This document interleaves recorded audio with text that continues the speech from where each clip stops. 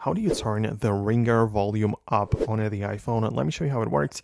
If you're new here on this channel, consider subscribing for tutorials and videos like this. So two ways to do this.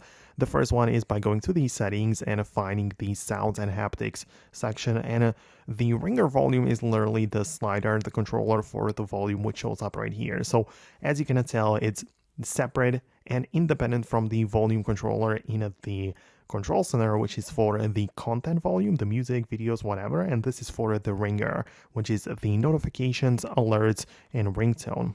So this is how you can control it right here, and it's a separate thing.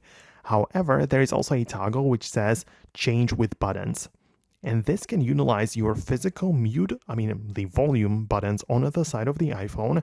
And if you have the option enabled and you are on your home screen, you can press the volume up and volume down, and you don't control the music playback and the volume for that, but you control the ringer volume with it. So if you quickly want to change it, and if you want to change it a lot, then it might be a good idea to change it with buttons, so you don't have to go to the settings all the time.